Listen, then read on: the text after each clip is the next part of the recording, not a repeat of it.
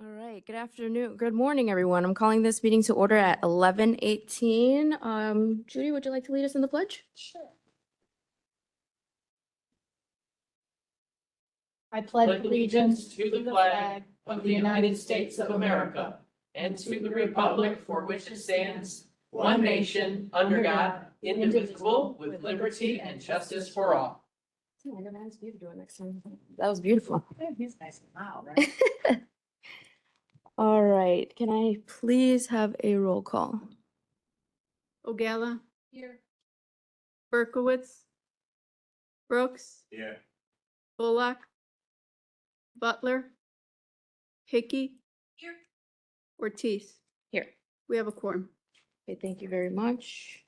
All the bees. I don't believe we have minutes to approve, so we'll be moving on. No legislative reports, old business, federal legislative agenda. We will be picking up where we left off. You want me to just explain? Yes, please. Maybe just what they're looking at. Yes, thank you. So just so the committee is aware, if anybody hasn't had a chance to look at what I sent out last week, I've redlined and greenlined all of the work that you've done up to this point. So anything that is in green on the attachments that are on your agenda right now, and I believe Jackie has printed hard copies as well for everybody if you're in your mailboxes. Anything that's in green has been approved by straw poll. Again, just it's not like an official vote. It's just a straw poll for inclusion in the federal legislative agenda. Anything that's in red is still items that the committee has to consider.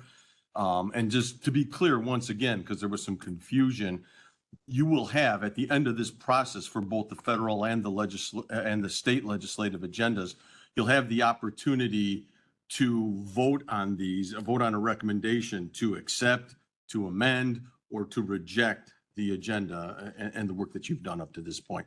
So again, per what the state's attorney's suggestion was, we're working by straw poll here just so we can get the agenda completed and a final draft version for the committee to consider and then to present to the full county board. And if there's any questions on that? Nope, good. I did, You did. Oh, it is? yeah, Um, it's on here. That's okay. I just up here, there's no lights. Okay, sorry, didn't mean to stop it. Okay, so I believe we left off where this bullet point says Will County supports Peer Support Act. This is something that is already mentioned in the health department's proposal, so I am going to suggest that we kind of just bypass this like we did the other ones that were already mentioned in those ones. But I don't think. There's not page numbers, but It's like, what area? right Well, we have before picked them, so- infrastructure and land use, It's under infrastructure and land use. right before it. What now? Right there. Oh, Before we get past the, Dan. We just started, we haven't even, 5 minutes? okay, We got my briefcase in the other room. okay. well, So right above infrastructure and land use, You go through, there'll be no line. Red color, right. Yep. There we are. Will County supports Peer Support Act and broader federal funding. There you go, I think there. Under hazard mitigation. So it's up above it. Okay. Hazard mitigation. Okay. And this is already in. Yes, that's already in, so I think we should just Federal remove protection. this, It's already in where? this, not the federal protections one, the one right above it. Where's it at already? That one, the health department submitted their proposals and it's included in their proposal, so I'm suggesting that we just remove this language. When we adopt their language, it'll be in there. Okay. Sound good? So you consider this under the health department? Yes. Is that okay? Sure. Any opposed? Okay, moving on.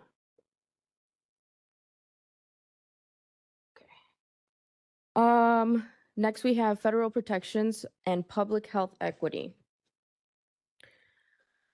All right, so I will speak on this first because I brought this forward. Will County runs health programs and funds behavioral health services, and disparities in care show up right here in our clinics, in our schools, in our communities. And when LGBTQIA plus youth and residents lacks access to safe, affirming care, it increases emergency room use, worsens mental health crises, strains our public systems. Supporting federal protections means that our local providers get the resources and the guidance they need to serve everyone effectively, reducing disparities, strengthening youth resilience, and ultimately lowering costs for the county. So I'm not debating morality. I'm stressing that equitable health access equals fewer crises, less strain on county-funded services, and healthier communities. And this is a public health efficiency and fairness issue, not just a social issue. And if there is anyone from the health department here, which I don't see, I would have asked them to comment. They're out. Or is someone here? Oh, okay, I'm sorry, come on, yeah, you want to come on? Would you like to comment on this? I don't want to put you on the spot, but if you have any experience with disparities in the health department, or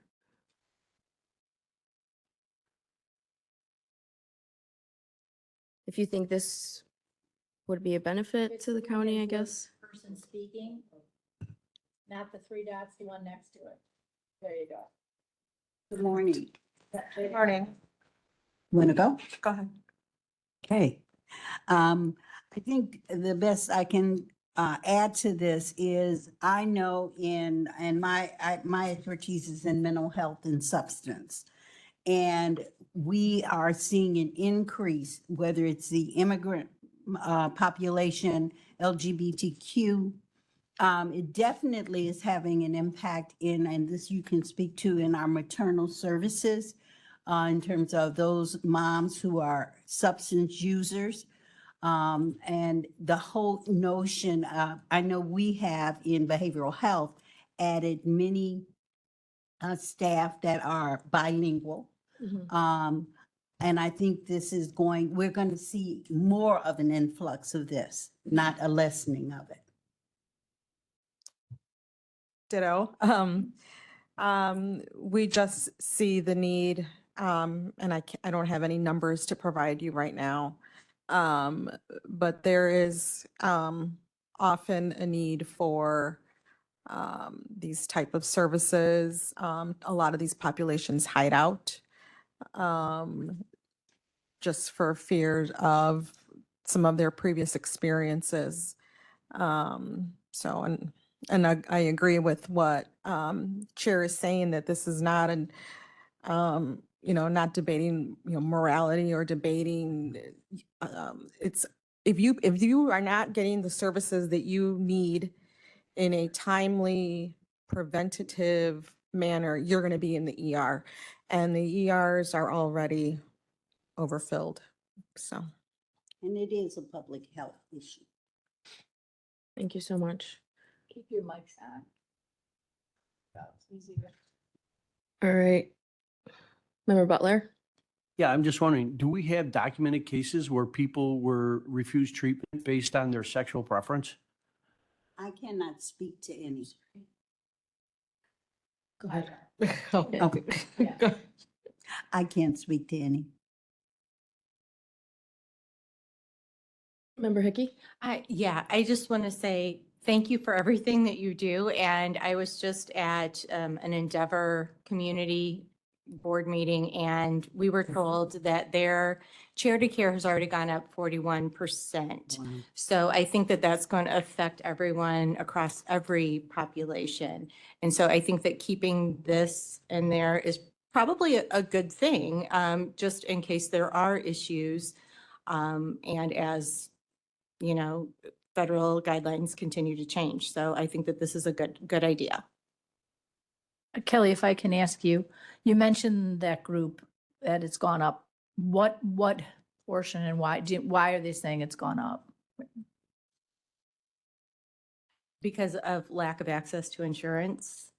So it's going up, and it's just the way, We were at one point at 18 hours waiting time at ERs. And the folks from Endeavor aren't ruling that out in our future. Thank you for your comments. So I don't understand why there would be a lack of insurance. I mean, like with the health department, you guys, whoever comes, you help, right? And I understand that some people do hide because of whatever their experiences are. So this is, to me, this is a really broad statement on that. Mental health support, totally agree with it.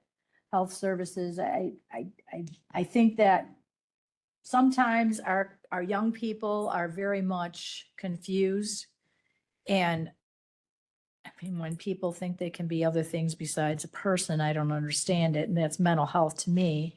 But it's like that generation seems to be, because of social media, everybody kind of feeds into it, plays along, and they don't have a real conversation with somebody who could sit down and have a conversation with them to help them get through it. And in my opinion, I just think that there's a lack of that there. And maybe because they aren't able to get to somebody like you, or even know there is somebody like you. So, I mean, what are we trying to get here? Because this is the way we've tried to do a lot of our legislative agendas in the past was things that the county can do. And I know we have our health department, so I'm not saying this is not a good thing. But what are we trying to get at here? Because this is the very broad statement we're asking, for federal protections and funding for this. And is there anything specific, or do you just want to make it be sort of a broad statement?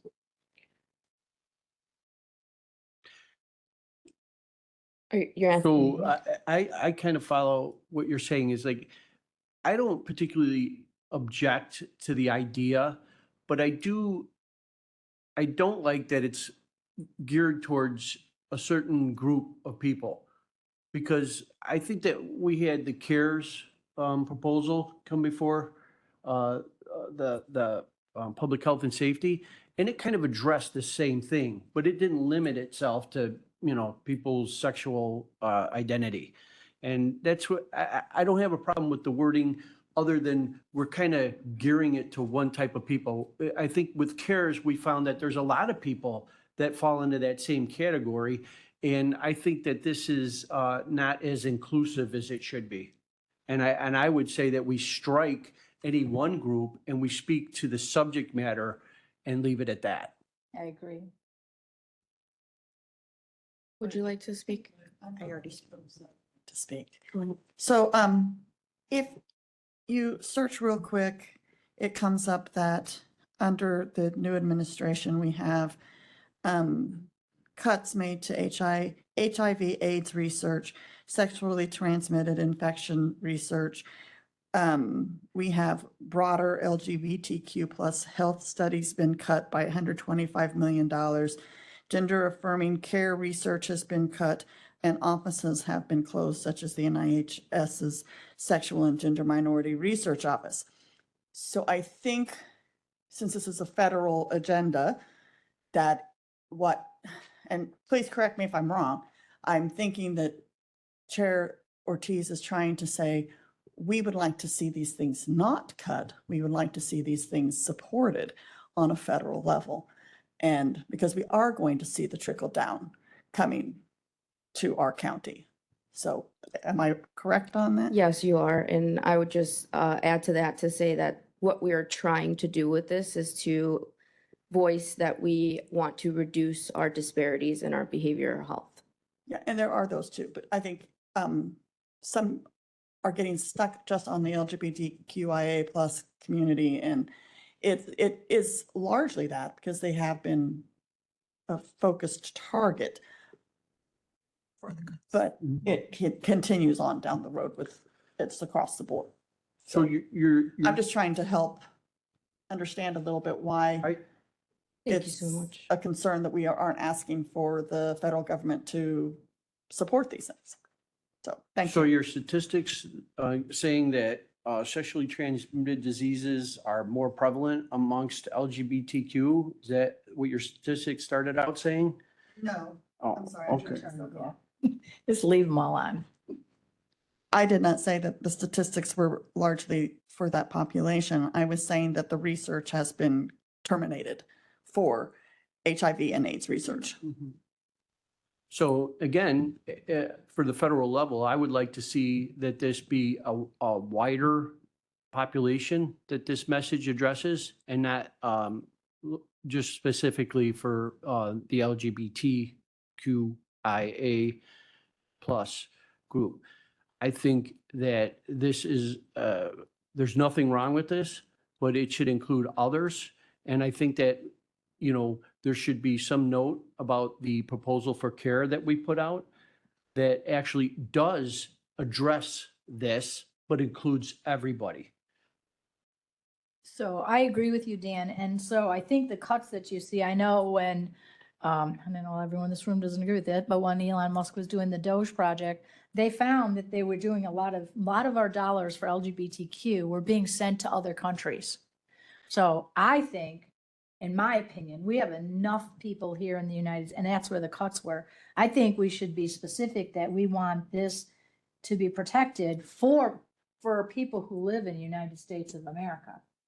Because honestly, we cannot, as a country, afford to help every other country on every other continent with every one of their issues. And I feel it's most important to help us. So when a cut came for LGBTQ in Nigeria or whatever, that's in Nigeria, that's the Nigerian government and the government people there. Because if we didn't give our dollars for everything to every other country, we'd have more dollars here to help support our people. That's my belief. So if they're doing cuts, because here's the thing, as a country, we cannot continue to tax and tax and tax. It comes a point of no more taxes available. So for me, if we focus on those who live in the United States and not restricted to just say LGBTQ, because I'm sure that people who are not of that group still could get HIV. And so I think cuts were done for some for some other reasons besides what we're actually seeing. So I think that keeping it for everybody, and you keep the word equity in there, you guys like equity, that kind of sums it up without specifically putting in LGBTQIA plus, and making sure that we recognize the fact that we want our tax dollars to be supporting these issues in the United States. That's my opinion. Kelly, would you like to close us out? Yeah, I appreciate that, but I don't think America First has anything to do with this. What we're talking about is every resident in Will County. It's right in there. And the other thing that we're talking about is reducing disparities. And so in reducing disparities, you have a control group, right? So everyone is included in that control group. Please correct me if I'm wrong. I'm not a healthcare professional, but I play one on TV. So I just want to say that when we're talking about disparities, we're not looking at lowering outcomes for the control group. We're looking at equalizing and hopefully raising outcomes for this group, which has traditionally had some issues with reaching out, had some trust issues with reaching out to healthcare professionals. So I would hope that we would all be able to get behind this. Thank you. Thank you for your comments. Mr. Brooks. I look at the word all inclusive and calling out groups as if I open up a used car shop and I say I repair all cars, including your car, Dan, Mercedes-Benz, Kelly's car, Jaguar, if I start calling out names, then that still means I repair everybody's everything. And I think that's the way I look at this paragraph, Madam Chair. And I think that's what many of you all said, but excluding certain names and or groups does not tell me that you include me. So I don't think that there's anything wrong with being all inclusive, but saying also I repaired this, and that. And that's my sermon. Thank you so much. All right, well, everyone has spoken on this at least once. I think we're good to take a vote. So So, I'd like to make an amendment. okay, I'd motion to make an amendment to remove LGBTQIA plus and just let it be inclusive for everybody. We have the word federal protections of public health equity. Equity kind of spells that out. and including all these different things. And when we say mental health services reduces disparities, we're putting it out there. I think that that's something that I could support with that change. So I'll make that motion. Second Butler? All right, we have a motion, we have a second. Just a reminder, we're doing straw polls here. Okay. Sure, we know. Okay. Yeah, we know it's all. We have to move it forward somehow. All right, raise your hand if you support this amendment. Is it to remove? I kind of misunderstood. I'm sorry, let me, Okay. reiterate. So her motion is to remove the word LGBTQ or the acronym, yes, and instead just have it the same exact way, just without the LGBTQ. Right. Yes. So we got a second, so there's discussion. Okay. Okay, let's have discussion. Okay. Okay. May I? Yes. Why, I guess I'm trying to understand. Do we want to eliminate, even though it's all inclusive, you and I both understand that. Why do we want to eliminate the acronyms I thought they were there to help us to understand we include everybody. That's what I thought. So, well, Go ahead. if I may, Sure. for me, words matter. So when Will County supports explicit federal protections and funding for LGBTQIA plus health services and mental support, that's what I hear. That's what I understand. It doesn't say for everybody. Mhm. It says specifically for that. So there's a difference between a Mercedes and what I drive, which is a Silverado. Not much. Okay.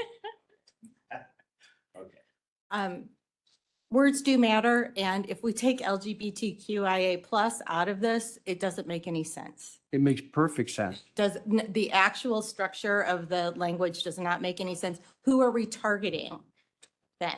People, Targeted Dan, outreach. Dan, people- please hold your comments. You've already spoken. There's targeted outreach to reduce disparities. Where is the disparity? So that, it just, I'm sorry, it makes no sense. Member Williams, would you like to speak? Yes, please. I think, if I'm listening to Member Butler here, he is saying that we're hollowing this out specifically for the LGBTQIA. Why don't we just say that everyone, including LGBTQIA, and then that specifies that everybody is including, particularly this group, because the disparities they have seen are greater than maybe the general population. So if we actually put in extra words that will specify that not only are we talking about LGBTQ, we're talking about everybody else as well, but they tend to have the disparity more so than everybody else. So if we can just do the language differently, maybe that'll help. Thank you for your comments. Mr. Richmond?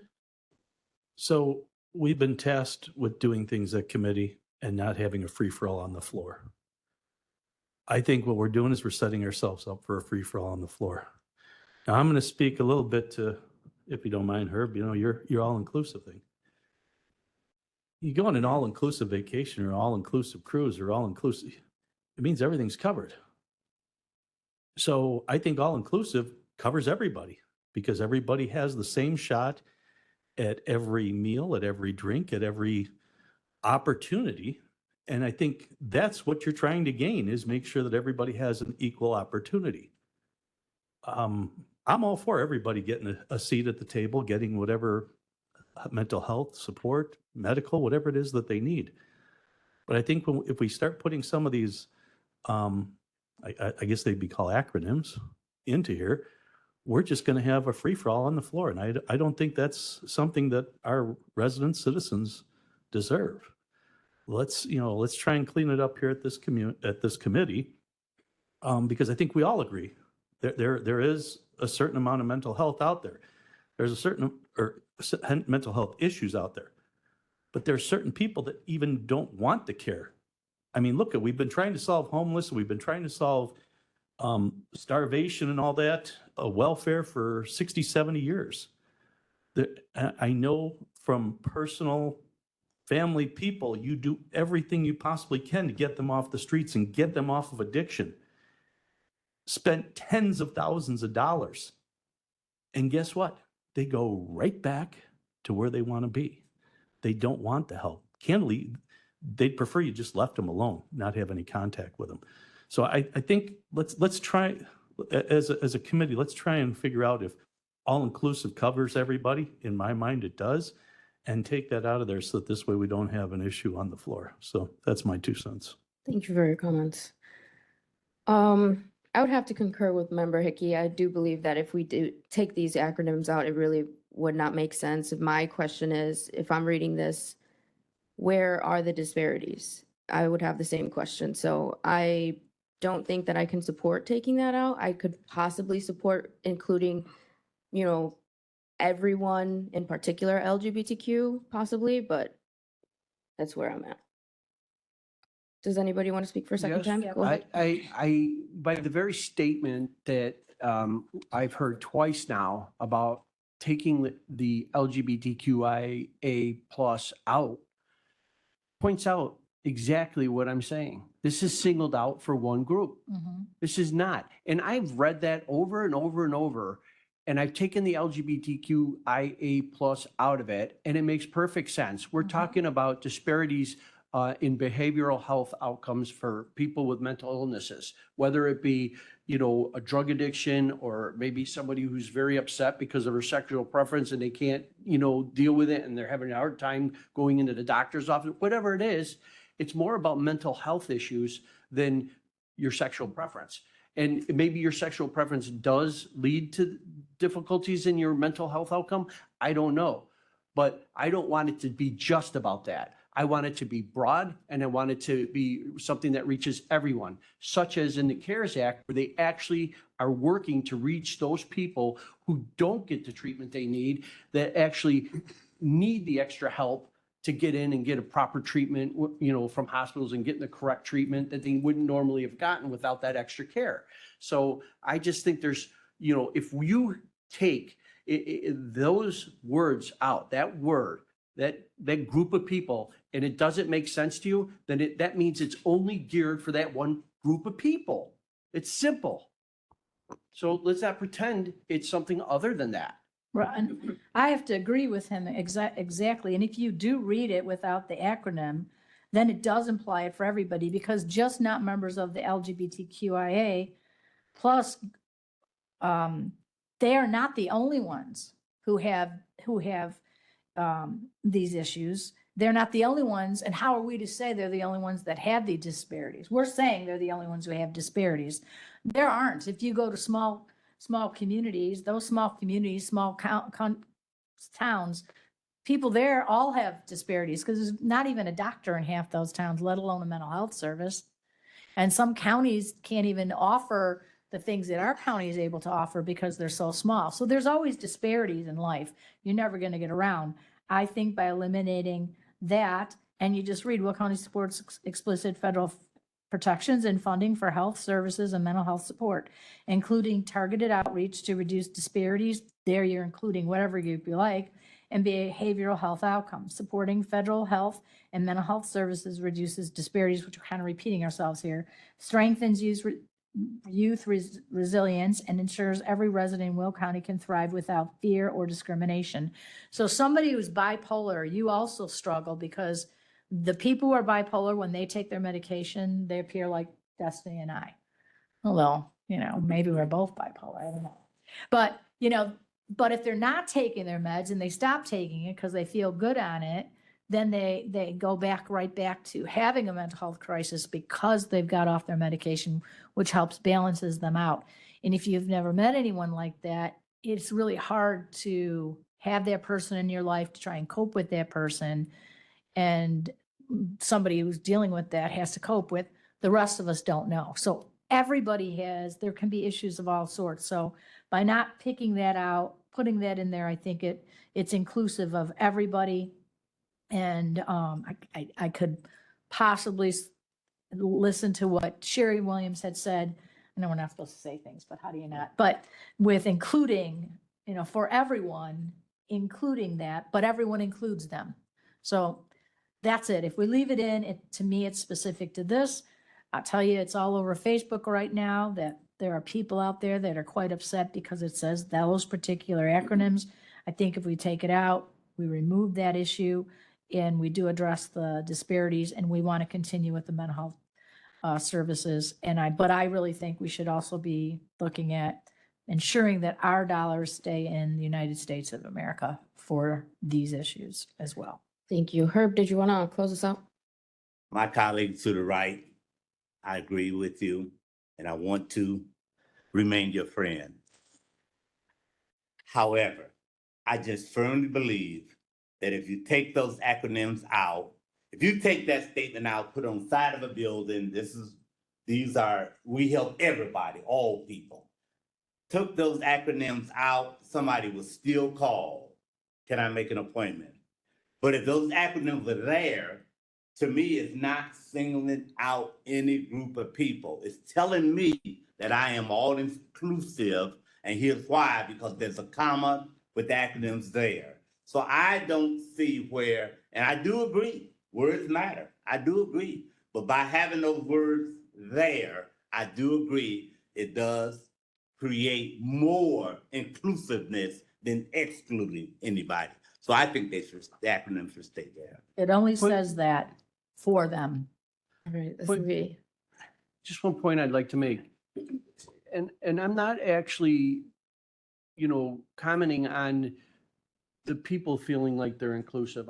What I'm saying is that if we're asking the federal government to fund a program for LGBTQIA health services, that is exactly what we would probably expect to get.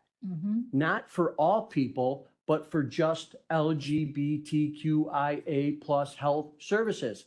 And we're at this critical time when we are making a plea to the federal government that we would like to make the plea for all people with mental illnesses that would require this sort of service. There's a difference. all right, thank you very much. I think we have captured all perspectives, and by a show of hands, what we're voting on right now is to remove the acronyms. If you support removing the acronyms, raise your hand, please. If you do not support removing the acronyms, raise your hand. Okay, so there's majority who do not support removing the acronyms. That means we can go back to the original. Since we've already had discussion on that, I'd say we bypass discussion and just vote on the original. If you support the original to stay in our agenda, raise your hand. All right, 3-2, majority. That will pass and probably be highlighted in green next time we come around. Okay, moving on. Thank you so much. This one's a lot easier, guys, okay? Broadband equity. So this one I brought forward because reliable internet access isn't just a luxury anymore, it's a necessity. Basic utility like water, electricity, closing the digital divide in Will County ensures every student can learn, every resident has access to telehealth, every worker has an equal opportunity to participate in today's economy. And so expanding broadband strengthens both our communities and our competitiveness. Federal broadband investment means that our county infrastructure works smarter, improving education outcomes and ensuring rural and underserved residents aren't left behind. Are there any comments for this one? Go ahead. Sorry, I'd like to make a comment. Yep. So the only thing I'd like to say here is the fact that as a board, some people were not here. As a board, we received hundreds of millions of dollars from the ARPA funds, and we did not put 1 penny into broadband. That's pretty bad. Those were federal dollars that came here. So the federal government gave us money, yet we chose not to use those dollars for that.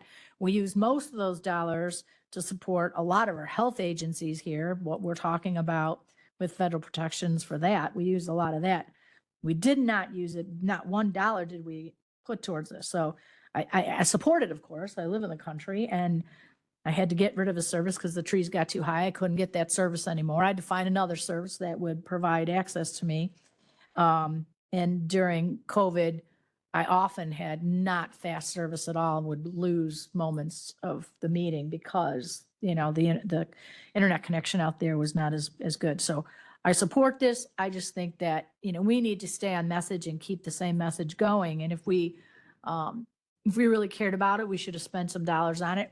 no one in this room was in a position of authority when they broke those dollars out.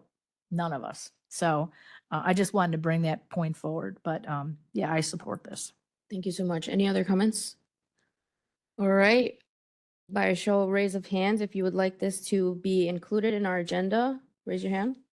All right. Unanimous support. That one will pass. Thank you. Moving on. Transportation. Okay, so I'd like to make an amendment to my proposal to undo the striking of the previous language Smith Garson and the Will County DOT had originally proposed. This was a mistake. I didn't mean to strike the language. I was just seeking to add the red line language after the proposal. And the reason for that addition is to aid in preserving our local authority and freight and safety policy, meaning that we can balance efficiency, commerce, and health of our safety, and the health and safety of our residents, protecting air quality, infrastructure, public trust. Without local input, the cost of wear and tear and public health impacts fall squarely on our residents. So I would like to make that amendment. I'm not sure. if So we- you're adding it back. Yes, I would like to add it back. Make a So, motion. okay, so all those in favor You of, can't make the motion to add it. She's the chair. it's like informal though. So Well, if true. everybody in, I'll make the Well- motion. Okay. I mean, all those in favor, raise your hand. All right. So let's talk about the addition. Is there any comments on the addition? If none, I would entertain a raise of hand vote to see we support So that. is this six axle, Oh, so is the six axle program for heavier weight loads? That I don't know. I think, Aren't the six axles to support like heavier loads? that was language that DOT put in there. So maybe someone from land use Well- can speak to that. So No. increasing weight loads is not something, that I'm for. So you, so why don't we have Chuck look into that? Because I know DOT does not want heavier trucks. Right. So if they put it in, I'm assuming that's a not. So maybe we can keep this till next month or next meeting, which is next month, which is right around the corner. Okay. And then get that answer if staff could look into that for us. Okay. Be specific, so we know what we're talking about. Okay. Thank you so much. Thank All right, you. that one will be under review. Okay, moving on. Okay, so this one, we're now on however, the county also emphasizes that freight corridor improvements must include measures to protect air quality, mitigate noise, and advance environmental justice for our neighborhoods adjacent to major truck and rail hubs. I would like to offer an amendment. The only amendment that I want to do is replace the word however with additionally, because I feel like it's not a however, it's just a moreover type of thing. It's kind of just adding a little bit more details to what was already in there. Are there any comments or objections to that? If not, then by a show of hands, if you support this. so With the I do have a comment. Yeah. I'm confused as to why these things are added here. We're not asking the federal government for any, like, It's kind of just clarifying exactly what we're advocating for specifically and instead of a more broad statement.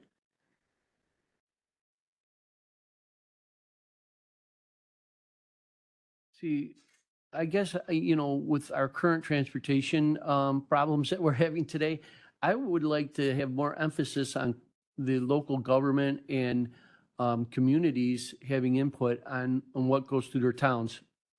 For instance, the 5-lane going through 143rd with their sound barriers and stuff, nobody wants that. Nobody wants that.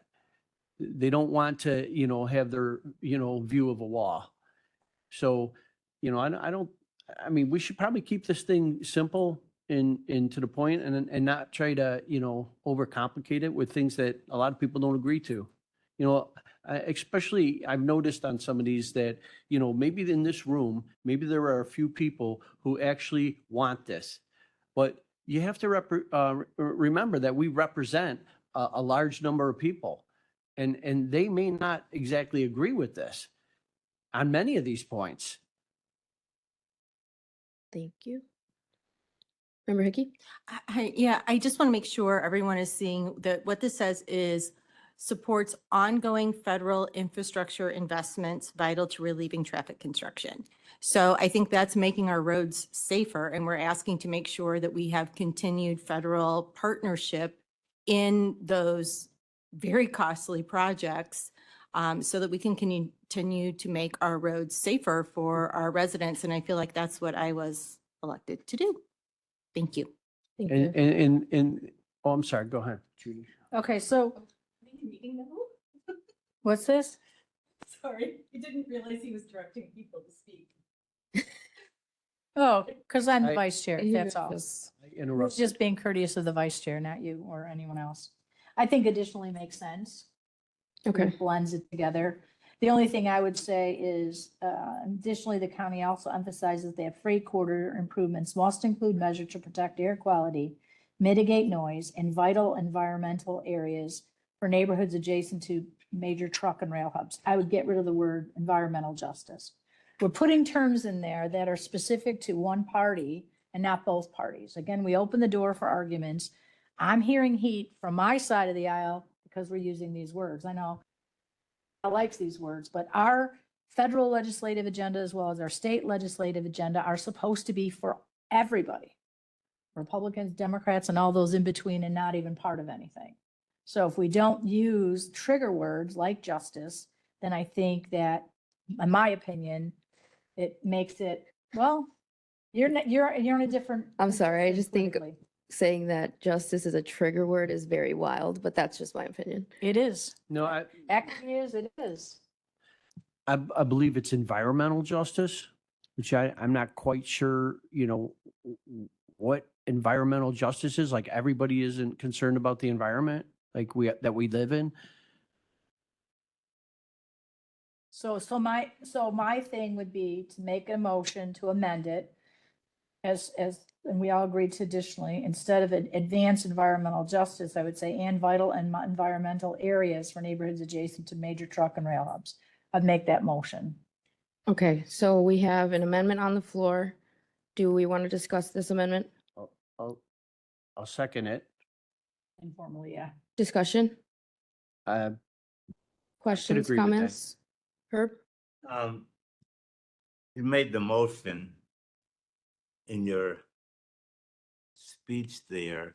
One side of the aisle don't like the word, the other side do. So I don't see how a motion is gonna please. It'll help one side of the aisle, but still you have not the other side. But we're talking about vital environmental areas. We Right. don't have to say advanced environmental justice. To me, it's the same. Again, words matters. Words matter. Okay. Correct. All right. Maybe you could explain to us what the term environmental justice in that context means. Does it differ from my suggestion? And the reason why I say no, because I didn't create the words. I didn't put the words in I know. there. But they do make sense to me. And I'm not gonna disagree with you, Judy, at all. I think your words makes a lot of sense as well. I agree with you. However, when you say that it pleases one side aisle, not the other, by taking the word out, somebody's gonna get angry. Put the word back in, the other half's gonna get angry. But if it's meaning the same thing, if advance environmental justice and protecting vital environmental areas, Okay. there isn't a lot of difference between that. We are supposed to make it a bipartisan agenda that is pleasing to everybody. I think if the word justice is not in there, it doesn't change it at all. It doesn't change it, but it does take it away so that we don't have to defend ourselves. And here's the thing, and I'm just going to say this once.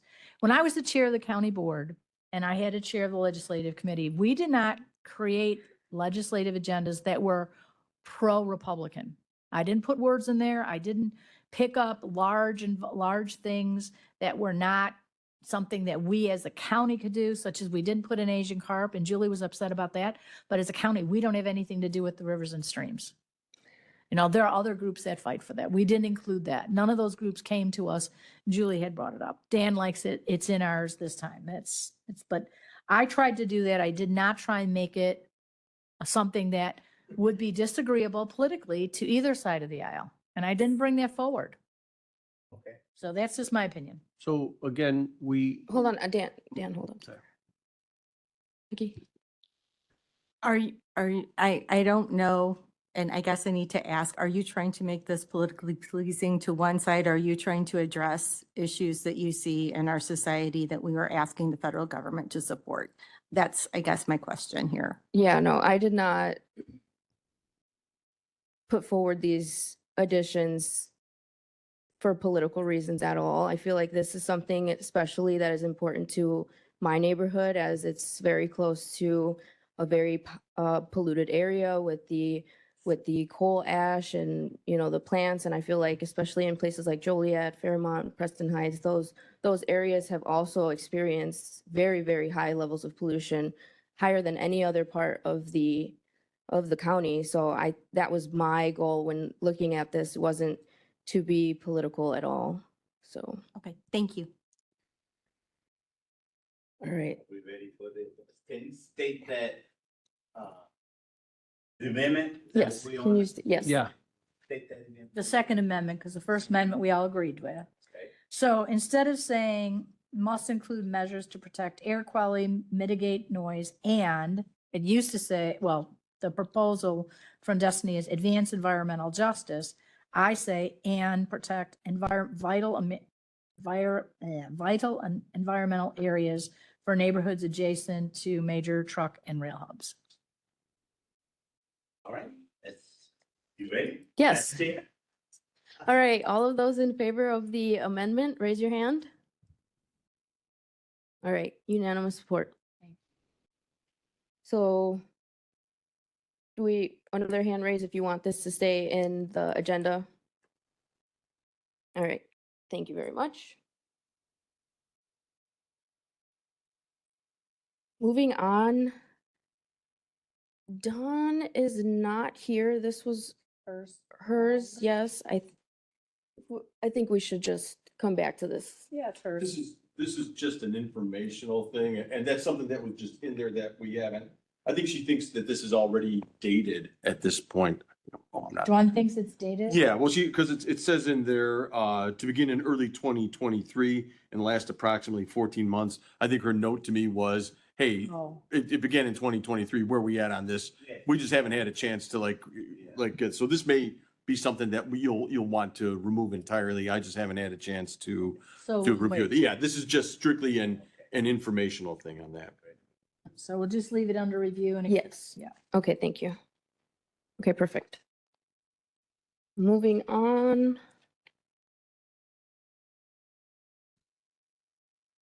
Okay. Now we are on to the red line that says, Will County strongly opposes punitive federal grant restrictions against sanctuary jurisdictions. So I brought this forward. This is a due process and community stability issue. Our emergency systems work best when all residents trust them. Federal threats to cut off funding for sanctuary jurisdictions puts Will County residents and core county services at risk. Federal grant punishments don't solve problems, they hurt local services. Immigrant families in our community face deportation proceedings without legal representation, which destabilizes households, schools, and workplaces. Fear of unfair treatment discourages residents, even U.S. citizens and mixed status families, from accessing healthcare, education, and other county services. Supporting this amendment helps to build trust in public health, safety, and education systems so residents come forward for care, report crimes, and fully participate in community life. Funding immigration legal aid helps families stay together, it keeps children in schools, and it strengthens cooperation with law enforcement and public services, making Will County safer for everyone. And furthermore, by funding legal aid and supporting local authority, we protect families, we strengthen our workforce, and we save county dollars long-term by reducing crises linked to detention, family separation, and unaddressed legal needs. So I would hope everyone would support this. I'll take comments now. so I wonder if everyone is familiar with Milton Friedman, who's an economist. And he made a statement, and a lot oftentimes when he spoke simply so that people could understand. And one of the things he said was, if you wanted to have open borders as a country, you cannot have a welfare system. So if you want a welfare system, you cannot have open borders. It's just, if you put more money, or if you go to your bank and you withdraw more money that's in it, you're going to come up short. It's as simple as that. So I like the idea here, and I think that we should spend some or support funding to go to speeding up immigration to allow immigrants to come to this country and become citizens earlier. That's something that I believe needs to be done. But I'm sorry, you can't have 15 million immigrants flooding into a country, all getting a food card, a medical card, and being able to access resources that now will be spread thin amongst the people that were born here. And so it's just a simple matter of math. But I do think that what we should have in here is something that outlines a smoother transition for immigrants to become citizens and to come through. And that's really what it is, because when I went to Washington, D.C., and I talked to many immigrants, that I met, and I asked them all the same thing, and they said, really, they don't like illegal immigration. They have been here for some 15, some 20 years. They said, but I wish there was just a deadline. I work, I pay my taxes, and when can I get my citizenship? 10 years? Okay, I will take it. That's what they say. That's the kind of thing that we should be pushing for. It's almost strange that that is not the avenue we take. Instead, we want to say, come on in and don't register, don't work through the system. Just come in and we'll pay for you. Why not take care of the millions of immigrants that are here that are waiting for their citizenship for 5, 10, 15, 20 years and get them processed so they can be legal citizens of this country? That's what should be in there. Member Hickey. Thank you. Okay.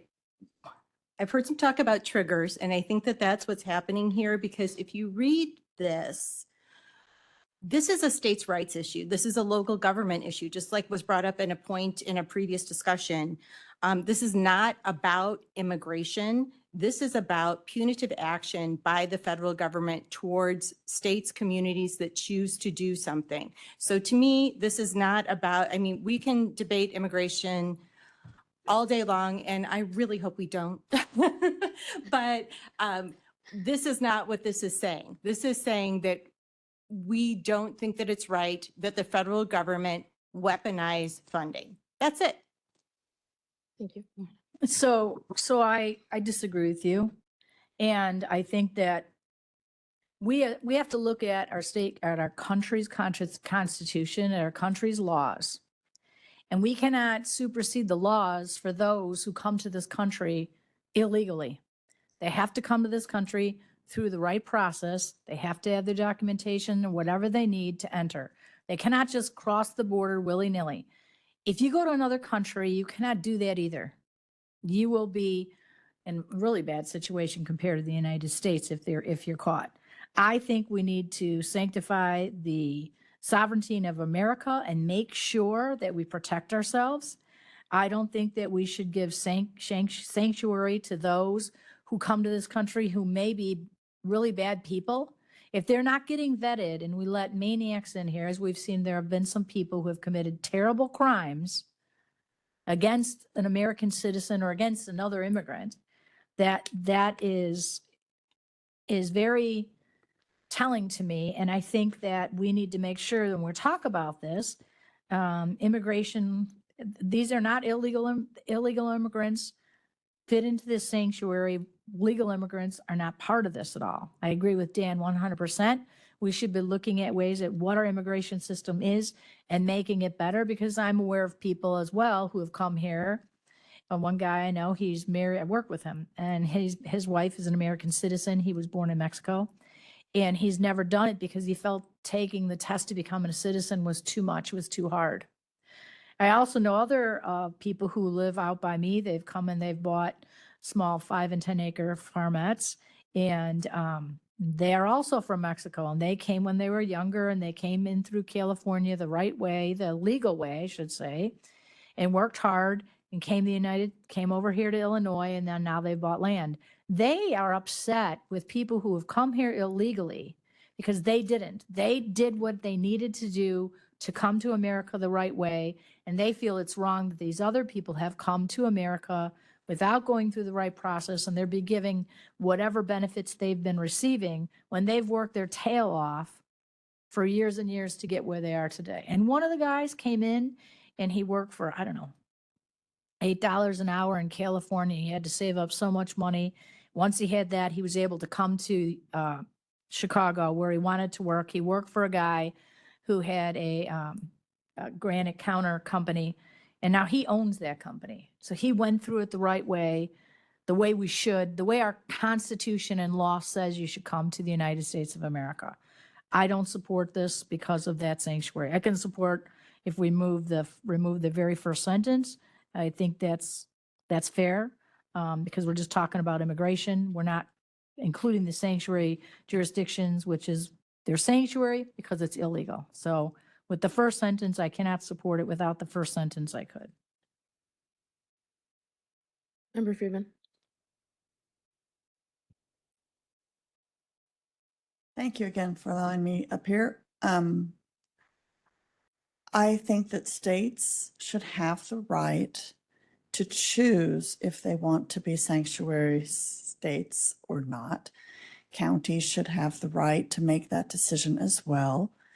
There are a lot of immigrants that some call them dreamers. DACA was created to protect those. That's been taken away. There are a lot of young people that have no other life except for the United States of America who are still too young to even think about going through the process. And I think that to make it harder on them is wrong, because they are part of our communities and they're not all murderers, rapists, and thieves. They're not all bad people. They're individuals, many of them brought here because their parents came. So again, I think that the states should have the right. It's the 10th Amendment to the Bill of Rights to choose. And if the state chooses, then the federal government should not be able to take funds away because of a choice they made. That's Thank you so much. And I So, would like, I'm sorry, I'm speaking. I would like to just concur with Member Freeman, Member Hickey, and address the first sentence of this. I think that is a trigger word, and I think we're kind of misunderstanding exactly what this is saying. We're not debating whether or not we agree with illegal immigration or not agree with it or how we feel about it. We are just simply in that first sentence just saying, because Illinois is a sanctuary jurisdiction, that we oppose punitive federal grant restrictions. That means we do not agree that the federal government is saying because we are, and we are, a sanctuary state, that we will not be given grant funding because of that. That is what that sentence says. Member Hickey. Thank you. Okay, so I'm digging back into my memory here, and I seem to remember there was a ton of outrage because there was something that was going on the agenda. I can't even remember if it actually ended up on the agenda, but about saying that Will County would not be a sanctuary community. And, I have all kinds of feelings about that, but never once did it enter into my mind that because our president was a Democrat, that he should say, you know what, we're going to make sure we're going to starve off Will County because of their local beliefs. I would have turned on him in a heartbeat. I don't think that weaponizing the federal government's money, which is our money, is the way that we should be going here. What we're talking about is recognizing and respecting states and communities' rights. And I mean, I would hope that since we all ran for these seats, that we have respect for that kind of government. You go ahead. Mr. Butler? So from the federal government standpoint, I know on a few topics that they don't want to fund, like, education, because they want not to give the money to the state, and then the state use the money they get for the federal government, and then not actually have to use all the money to go to the schools that they would have normally collected in taxes. So what they're saying is, hey, if you got, if you want to have a sanctuary city, that's fine. If you want to fund it, because we all know, if you look at any states that have sanctuary jurisdictions, the burden on welfare is well into the billions of dollars. If you look at states that don't have it, they don't have those same kind of extra costs applied. And this is definitely talking about illegal immigration. And I know that it doesn't say illegal immigration, but the fact that we talk about sanctuary jurisdictions, and I understand the law, it is a good law. People should be able to call the police, and there are good people, and they shouldn't, have to worry about, being deported because of that. But there's other things in here where we're talking about defense funds for illegal immigrants. Okay. They don't need a fund if they have a visa or if they have some documentation saying they're supposed to be here. So we are definitely talking about illegal immigration here. That's exactly what the words mean. I mean, of course that word's not in there, but that's what it all equates to. And if I can talk. Yeah. So I totally agree. Here's the thing. We didn't get to vote whether we're a sanctuary state or not. Governor did that. Put it on a referendum, let people vote for it. Because I think that there are a lot of people in certain communities that feel that the money, in my opinion, here's the thing. We've put hundreds of millions of dollars into supporting illegal immigrants to this country who are here in our state. Where was that money for our low-income communities? Where was that money for our homeless vets? If we have so much money, why didn't we address those issues before we took that and gave it to illegal immigrants? I get it, guys. I like everybody. I know people left their country because of their really horrible situations. I also know that people left their countries to come here to infiltrate for bad reasons. If you have a good vetting process through the immigration, you're going to get that through. People who came here, like Micah mentioned with DACA, those kids, they came with their mom and dad. They had no choice. Find a program for these kids because they grew up here in school with all our children. They don't know that they don't know. They probably were too little even to remember how they got here. They have no clue. Most children have no idea where they were born. But I think we need to protect them, not protect those who come here illegally. We have to protect the United States of America. And if we want to be a sanctuary state, fine. Use state dollars. Don't ask the federal government. It goes against federal law. It's my opinion. And just one more thing, when we talk about all these dreamers that are here, I mean, if they were born here, but all these children that have, immigrated here as well, we lost between 300,000 and 500,000 of them. And recently they've been able to identify like 25,000 that actually self-reported themselves because they wanted to go back to their countries with their parents. So that is a real problem. These kids have been dumped in the country and given to people that they should never have been given to, and they cannot be found.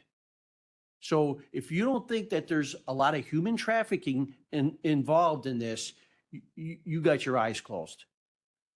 Just one more thing. So I have a friend who lives in Arizona and he lives in the southwest corner and he's like a a big gun guy. He goes out and he shoots at all different competitions and everything like that. And he'll go out at night with his dog and they roam around, not shoot at night, but roam around. And he has come across a group of kids, 11 and 12-year-old boys, most of the time. They're just out there in the middle of nowhere. They're not with an adult.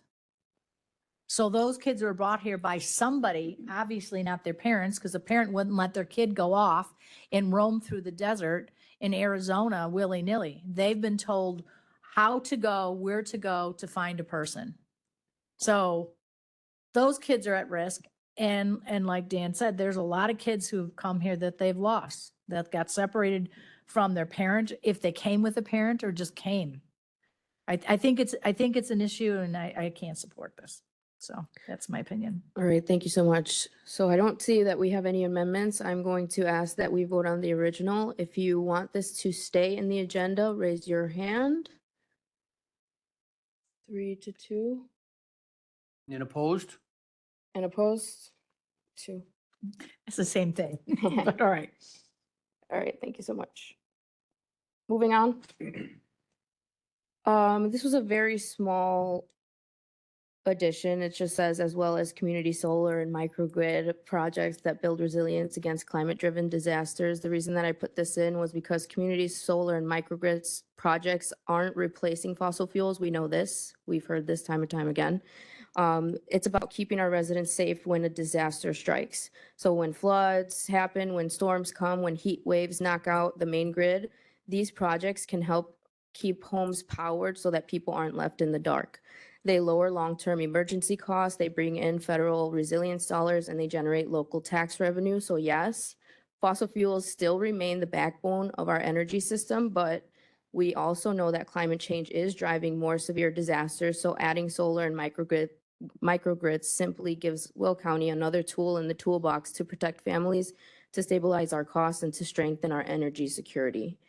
So I'll take any comments now. Go ahead. Where do I start? Okay, so first of all, these solar facilities are just, all these companies are doing is coming to America and taking these subsidies to have these cash cows that they will just draw money from the communities around them. These things are not going to advance our grid system at all. It's not going to be even that we have to prepare for so much more with all the data centers in the new programs that they have out. The Biden administration has already said that solar is not going to do it. It's going to have to be modular nuclear. That's all that could keep up with this. And these companies are flooding in to take over valuable farmland so that they can cash in on the last of the subsidies that are being offered before 2026. And we are fighting this. We are fighting this. And so why are we asking to support it while we're fighting it? We're fighting against it. This makes no sense. This should be taken out of here. Trust me, in the people of Southern Will County who have to really endure the most solar facilities, like I believe there's another one coming out for 5,000 acres. They're the ones that are being, their land's being taken, their property values are being damaged. They're the ones that are trying to fight this, not the people up north. I get it. But what happens to that land afterwards? It's not going to be valuable farmland anymore. They're just taking up space. It'll be all highly industrialized and will be warehouses and, maybe other things that we don't want to talk about here. But we should not be supporting something that we are actually working against in practice. Go ahead. So I know that the energy is obviously very important to everybody, especially with AI and data centers wanting to hog up a lot. But I also agree with Dan that solar isn't the solution. If you want to have solar on your home, that works. If you want to have these huge solar facilities taking up farmland, limiting the ability for young farmers to expand in and become a farmer themselves without being reliant on their parents, or taking away land that farmers who currently farm and lease those properties, they can't pay those dollars. I just want to read you this one thing that I got. This is from Globi. California's Ivan Path Solar Power Facility permanently closed after $2.2 billion investment fails to deliver on promises. The Ivan Path Solar Power Facility in California's Mojave Desert, where they're not taking up any farmland, was once hailed as a breakthrough in renewable energy with an eye-watering $2.2 billion price tag, government backing, and big-name investors like Google. The project was meant to be a shining example of America's commitment to clean power. When it opened in 2014, it carried the weight of enormous expectation, promising to supply hundreds of thousands of homes with renewable energy and reduce dependence on fossil fuels. But after more than a decade of operations, officials have now confirmed what critics had long suspected. The facility has been permanently shut down, never living up to the promises that once surrounded it. So based on this, and this is a huge $2.2 billion project. Based on this, I also cannot support this because we are, like Dan said, we're fighting this solar in the courts right now to protect our communities. And this is the only type of industry that the state of Illinois has given the ability to put absolutely anywhere based upon the legislation without us, who has to give it the approval for a special use permit. Special use permit should be voted on by the county board to grant somebody to do or not do something. And I think if we put this in here, we are kind of sending mixed messages. And I don't know how a solar facility is going to help prevent against any climate-driven disasters. If there's a tornado, something comes through, it's going to wipe that solar facility out and you have to replace it. And the difference is, I heard somebody argue who supports it, said, well, what's the difference if the tornado hits Walmart and the debris from Walmart is scattered all over versus the debris from a solar facility? I'll tell you what the difference is. Walmart mostly does not have hazardous materials. Everything in the solar panel is hazardous. It can leach into the ground and spoil that ground for decades. So I agree with Dan. I don't think we should have this in there. Member Hickey? Yeah, and I apologize for not sending this question ahead of time, but as I was looking at this, has anyone talked to Allison Anderson about her feelings on this? I mean, she's our EMA person. I think that might be a good thing to reference, but also just so we kind of understand, my understanding of this kind of language is there are people like, people who have Parkinson's who are at the end of their disease who need to be hoisted out of bed, literally.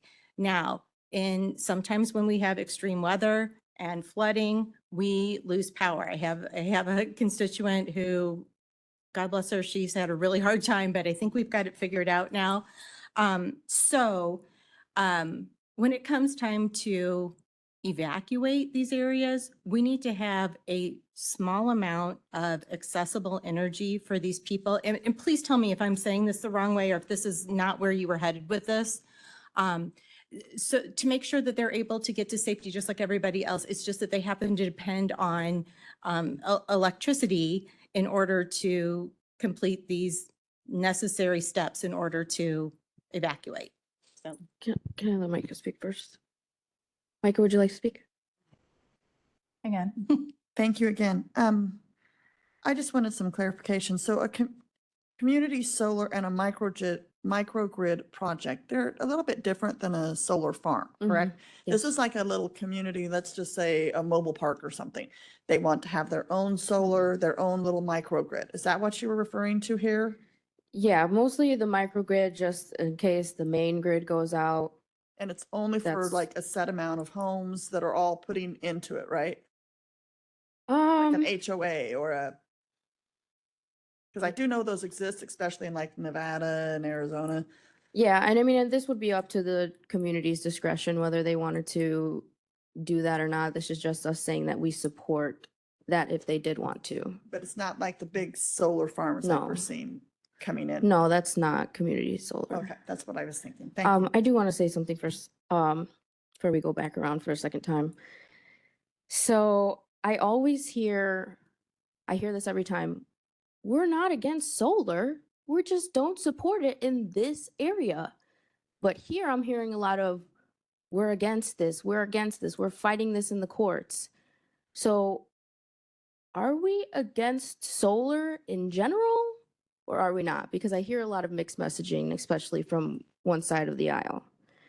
And then the second thing that I wanted to say was, as far as the farmland goes, there's so many times that I see farmers come here and beg us and ask, please, please, can you approve this? Because I've been farming my whole life.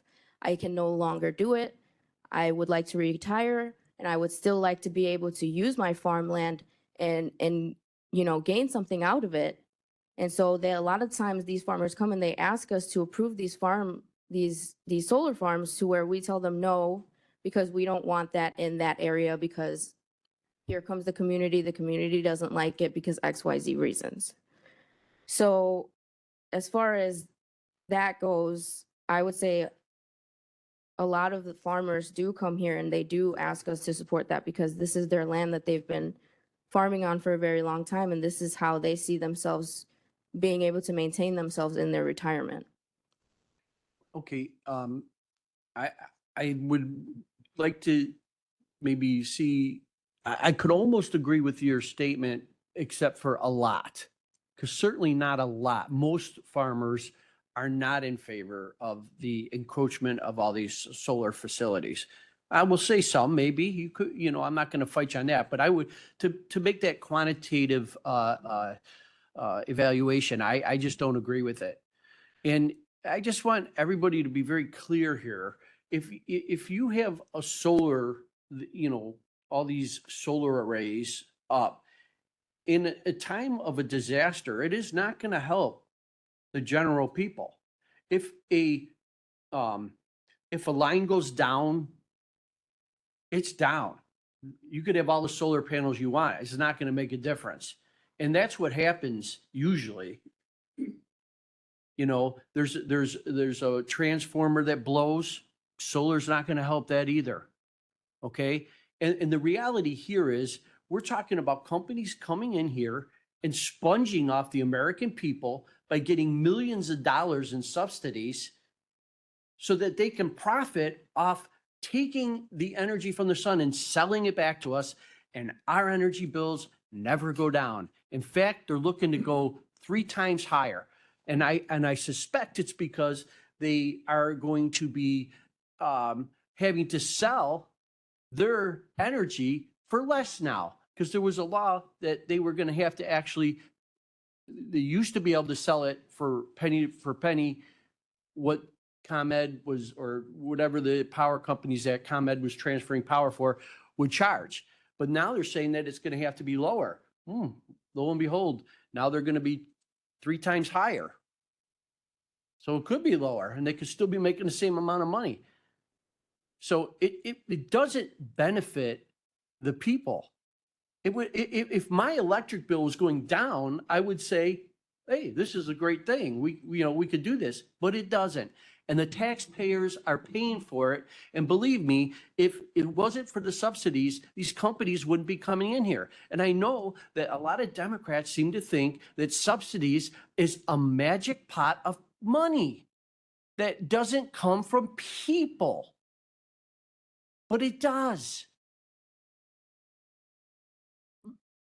Okay, so community solar, if you go back to the original solar facilities that came to us, they were like 3 megawatt, 5 megawatt. They were small. Those were called community solar. Now we have industrial solar. We've got 2,000, 3,000, 5,000, one being proposed for Manhattan. That's not community solar, it's industrial solar. So community solar did mean that specifically at that time, maybe as a different thing now. Climate-driven disasters. How about just natural disasters? Because you can't stop an earthquake regardless. You have yet to prove to me that green energy is more environmentally friendly than nuclear, gas, and coal. Years ago, coal was crummy. They've changed the way they do it. They're very clean now. Same thing with nuclear. So I think that when there's somebody who's getting a lot of subsidies for something, you're going to see it. As far as farmers go, there are a lot of farmers who don't support it. They think it's wrong. I think it's wrong for us to take up good farmland. I don't know what the number is right now, but I will get that number of the amount of land that we will lose to solar farmland. You'll lose that for 30 to 40 years. If you go out to these solar facilities, I don't know how many of you have, and look at them, they remove a ton of topsoil that gets displaced. And we don't have one where it looks like any of the darn pictures that they came in when they sold us this thing. Not one of them looks like that. They're all a mess with weeds. And we asked them to landscape around it, waste of dollars. A lot of those plantings have died. So I don't think we have it right yet. I don't think solar is the answer at this time, possibly in the future with some advancements to it. I don't support it on farmland. I think it's wrong. I know that we've always voted against the ones that are next to residences because we hope that they will hear us in Springfield to at least give us that authority, because they took away all our authority. But a special use permit to anybody is because we can approve or deny it. Because these farmers have decided that that's what they want to do. We would not allow them to do other things on their property, would not grant them a special use permit to do that in agriculture area, because you're putting a project that's not agricultural into an agricultural area. So I agree with Dan. I think at this time we stay away from this. We're in the middle of several lawsuits. I think we don't even address it and leave this section just how it is, see how the lawsuits come out, and then maybe make a change there. Okay. All right. I think that's all the comments here. So I will take a hand raise vote. If you support this remaining in the agenda, raise your hand. 3. That means 2 are opposed, so that is majority. So this will pass. Thank you. Moving on. Our next bullet point is, will county further request that federal resilience and hazard mitigation programs prioritize areas such as Fairmont, Preston Heights, East Joliet, and neighborhoods adjacent to refinery and intermodal corridors that face elevated environmental and economic risks. So I brought this forward because we know which parts of Will County face the highest risks. If you're on Stormwater Committee, then you know firsthand that some of our areas in Joliet are hit harder than others when the rain comes flowing down, to the point where some neighborhood homes are completely uninhabitable for weeks while the rainwater dries up, and this has been an ongoing problem for at least half a century and counting. Directing federal resources to those areas prevents the most damage. It saves our taxpayer dollars, because as we heard, it's going to cost a lot of money to fix that. And it protects families who are most vulnerable to disaster. I will open it up to discussion by committee. Sure, I'd like to address it if you don't mind. Yes, of course. Okay, so if you go to our land use department, which we don't have anyone here now, we have a subdivision within the land use department that's specific to this particular thing. We have worked really hard through federal grant dollars for communities such as Fairmont and others to get them dollars for whatever they need. So I think that is what we are already doing in our communities. And if this black, was this new or old or what? If it's in black, it was already added. I'm not sure by, that was in the original. So this probably came from land use. Probably. Okay. So we are doing all that. If you want to go ahead and pinpoint these communities, because you say such as, I guess it's not a big problem. Calling out areas, I don't think we like calling out, or maybe a word change there of some sort. Our most underserved communities in the county for priority disaster and flood mitigation. That's not true, because we do give them a lot of priority because they are a certain type of communities. The DuPage River study, that was flooding along a huge area. wasn't specific to any type of community, but just because back in the day, they let them build in a floodplain, and that was crazy. So, maybe we go ahead and change something, and I don't have it in my head today, but calling out areas like identifying our communities most impacted by these disasters would be something. Federal dollars come in, they are not specific to a community. We give those dollars to our land use department, and they take those and spend it on those communities. So we are doing that today. So I don't know if we need to really spell them out in here. I don't know if it hurts it, but I think we need to change that, calling out areas like our most underserved communities is something that needs to be changed. I don't have wording today for that. I'm sorry. Okay. Did you have a comment? I was just trying to clarify, so. So that's an amendment you would like to make, identifying areas? I don't have the words right. Okay. You want me to take a quick Yeah. shot at what you're maybe getting at? So you're saying identifying, sorry. We need to get that fixed so we can see it's red. So you're suggesting that the wording might be identifying our communities that are most impacted by disasters and in need of flood mitigation, directs resources to the property. Yeah. Something, wording along those lines. I like that. I just don't know, we're gonna get any federal dollars specific to that. Our dollars will come in, like I say, and then we already do that. So, but yes, if we change that and you guys want that, okay. I'm okay with that. I can support that amendment. Do we want to have discussion on that amendment? No? All right. Wait, I just want to ask a question. Yeah. The word undeserved, I heard you mention that. Are we, Underserved. underserved? Not deserved. Underserved.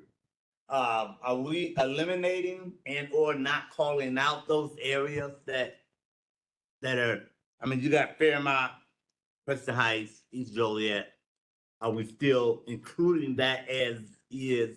I don't have a problem with them Okay, being identified. I know we already specifically do that through Right. that Martha's group in CDBG and everything. right, We, right. those communities qualify because of our guidelines underneath that group. Okay, So we already included them. that's in. If we want to put them there, I'm okay with them. So the community names would remain in the top part. I think You that's would, you would fine. just change the designation as them being underserved. It wouldn't identify them as being underserved, but it would identify them as being most impacted. Yeah, because Okay. they would be, right? So Yeah. just changing Okay. that to what Chuck had suggested, I think is a pretty good Okay. change in the words there. All right. All of those in favor of the change, please raise your hand. I support Chuck. Right?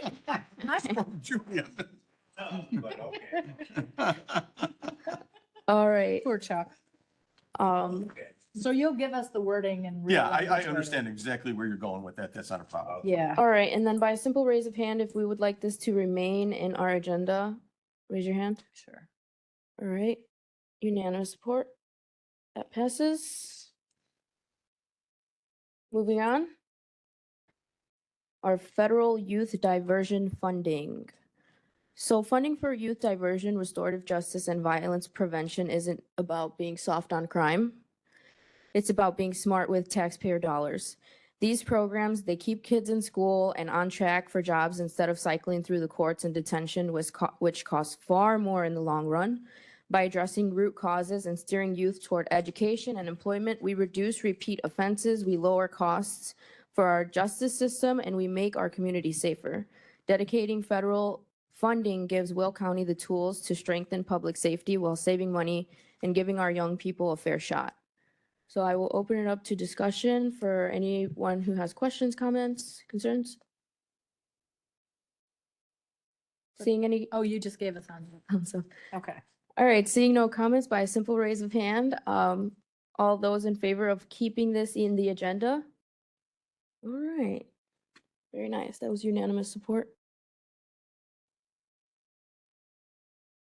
Okay. Oh, is this in like a, we're gonna change the order of this, right? It kind Well- of doesn't Yeah, flow. this Yeah. Yeah, it doesn't. Yeah, flow. it's not. We in- can, it's not in- once we get it into an agenda format, I think I'm on it, yeah. Once we get it into an agenda format, the committee can take a look and say, maybe we should move a couple of things around on that. Because we might want to not have it at all because it might be repetitive to what we already said, but Right, since it's yeah, for broken example, up. like you're heading into right now, the health department agenda. And I don't know if you'll get there today. It doesn't look like time is running out, but again, some of these issues, might be addressed within the health department agenda. Some of them might be addressed in the land use agenda. You may find that some of the stuff is, Repetitive. repetitive or whatnot, so. All right. Last one. Will County encourages Congress to pass comprehensive climate justice, paid leave, and immigration reform measures that lift working families and protect vulnerable communities? So I brought this forward because supporting climate justice, paid leave, and immigration reform is about strengthening working families and protecting the most vulnerable in our communities. When families have stability, whether through clean air, safe neighborhoods, and the ability to care for a newborn or sick parent, or protection from being torn apart, our entire county benefits. These measures reduce our strain on local health, housing, and safety net systems while building a stronger workforce and safer, healthier communities. By urging Congress to act, Will County is standing up for policies that save taxpayer dollars in the long run and ensure every resident has the chance to thrive. With that, I'll open it up to discussion, comments, questions. Go ahead. So thank you. So the whole part in black, I'm good with. As far as red, I think Will County encourages Congress to pass immigration reform measures that lift working families and protect vulnerable communities. I'm not a climate justice person. I'm never going to be. I think the climate has always changed on our globe for history. And it changes good and bad. And way back in the day, we had the ice ages. We did not have anything like cars or things that were polluting. Paid leave is very, very costly. I don't know how you fund that, and you're putting that burden on the business. And you put the burden on the business if the business has to fund it, everything is going to increase. The cost of everything will increase. It just becomes a perpetual nightmare. Paid leave for what? Paid leave for what? I'd like paid leave when I'm not here, so I could, I don't know. Well, It's very open. Yeah. So we do have FMLA. We didn't have before. Back in the day when I adopted my children, there was nothing. I had saved my time up for my vacation time. I took my vacation time. It cost me a lot of money to adopt my children, much more than somebody who was fortunate enough to give birth and had insurance to cover that. And then when the birth mother was able to have a child, they were paid for maternity leave. Mine was all unpaid. That has been changed. And now adoptive parents do qualify for that because in the end, you're helping a child get a home that would not otherwise have a home. So paid leave is open-ended and very vague to me. So I could support if we pass immigration, remove comprehensive climate justice, paid leave, and I'd start at immigration reform measures because I believe our immigration system needs to be improved. So we have a better process for anybody who decides to come to America for whatever the reason is. And I guess in doing that, it would help the working families and protect vulnerable communities, which would be those who are new immigrants to this country. Okay, so we have an amendment. So if I understand the amendment, it would be to eliminate comprehensive climate justice. It would be to eliminate paid leave. And so it would read, Will County encourages Congress to pass immigration reform measures that lift working families and protect vulnerable That communities. would be my change, yes. Okay, go ahead, Dan. Yeah, and I would agree with this. This whole idea of climate justice. I mean, I want somebody here to explain to me what the comprehensive climate justice is. If nobody can explain it, then there's no way that should be on there. So I totally agree with pulling that off. There's a lot of misconceptions about, climate change and what's affecting our environment. And we shouldn't be pushing for something that we don't even know what it is. All right. Seeing no other comments, we are going to take a hand raised vote on this amendment. If you support the removal of comprehensive climate justice and paid leave, raise your hand. If you support the removal of that language, Okay, so we had 2 hand raises. So I believe that does not, yes. So now we're back to the original. Will County encourages Congress to pass comprehensive climate justice, paid leave, and immigration reform measures that lift working families and protect vulnerable communities. If you believe that this should stay in our agenda, raise your hand. Well, wait a minute. What's Can up? someone explain to me what comprehensive climate justice is? I'm not, Is I'm there a not explaining technical- definitions, I'm Is there a sorry. program that is out there that we're asking to enhance? Or are we just saying things? Comprehensive climate justice. That mean, sounds great. What is it? Isn't America have the strictest pollution controls in the whole world?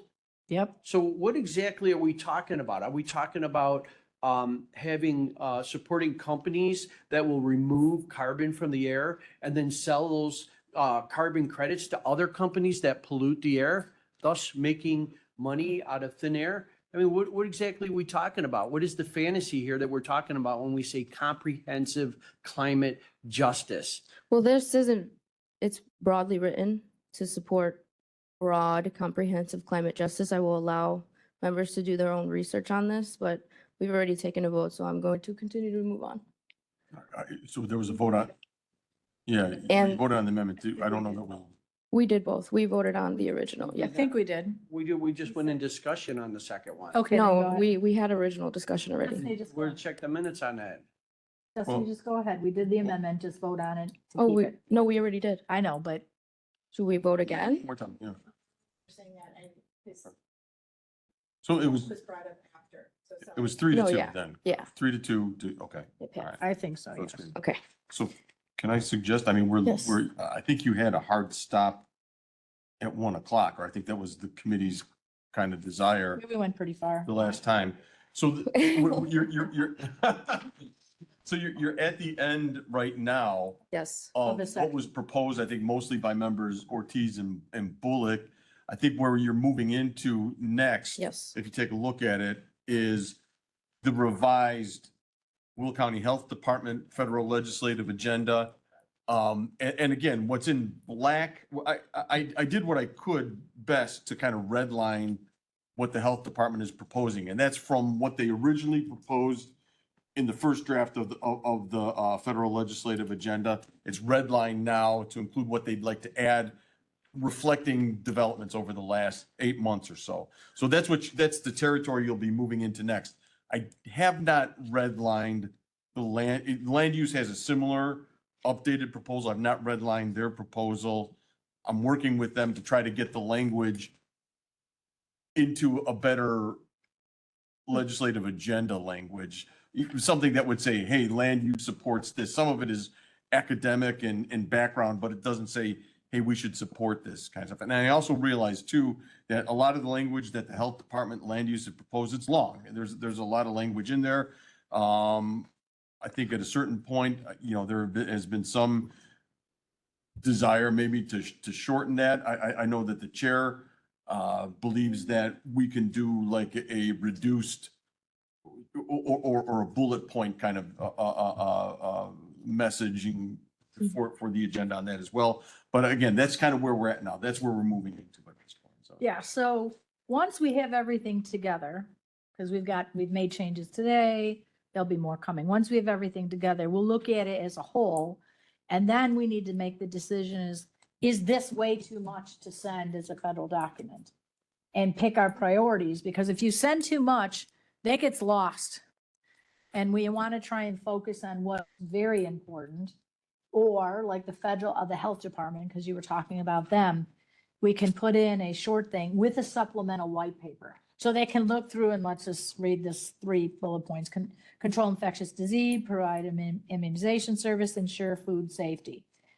Boom, boom, boom. The bullet points tend to be what you're looking for Right. anyway. But here's the white paper that Yeah. says, this is what we need in all this. That- You could pass it out to those who are actually interested, because some people in Congress, that's their area of expertise. That's what they focus on. They want the white paper. The rest of them like, oh yeah, I agree with immunization services, so I'm cool with that. I don't need any more detail.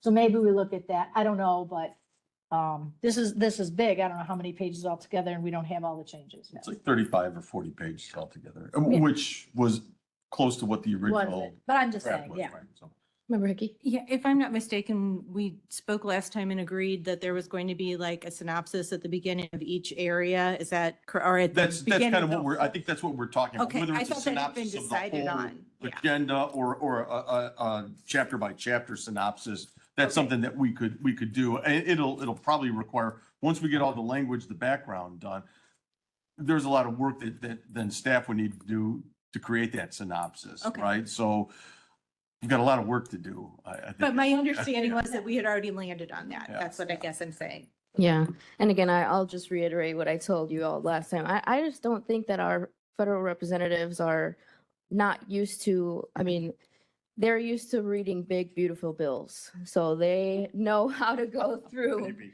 paperwork and read a bunch of stuff. So that's not really a concern of mine. I do want to urge everybody to please go through these, do your due diligence, and read through all of these, the health departments, the land use, workforce, Sunny Hills, and CAC. Read through their suggestions and come to our next meeting prepared. I don't think we're going to No. schedule any special meetings, so we'll be here October the 7th, Yeah.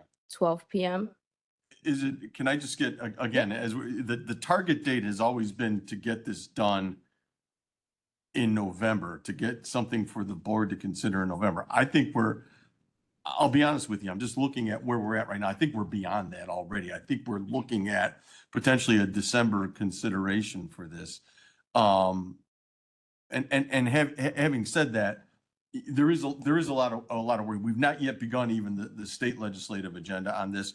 There is a lot of work to do. So I'm just trying to get a sense of whether the committee is willing to then continue to entertain the scheduling of additional special legislative committee meetings to get this work done on that. Yes. After October 7th. Yes. Yeah, that would be my goal. Okay. Seems everybody is committed. Okay. All right. So we will end discussion here. We will not be discussing their state legislative agenda just yet. No old business, no new business. Any public comments? Anybody from the public wishing to make a comment? Announcements by the chair. I have none. Would anybody here like to speak? Can I just say one thing on behalf of the speaker who's here? We just passed public comments and we've consulted with the state's attorney's office, and we do believe, the speaker was insistent upon this, particularly after the last Public Health and Safety Committee meeting. Joe, am I correct? We're going to be putting public comments, and Jackie's working on it right now, is going to be up at the head of the agenda. So on these committees, people will be able to speak in advance of the items that are on, right? Beginning with the October agendas. Right? Thank you. Question with that. So public comments relative to the agenda, not just. No public comments, just in general. Am I representing that? You want all public comments before we start? I think so. I think you need to come, yeah.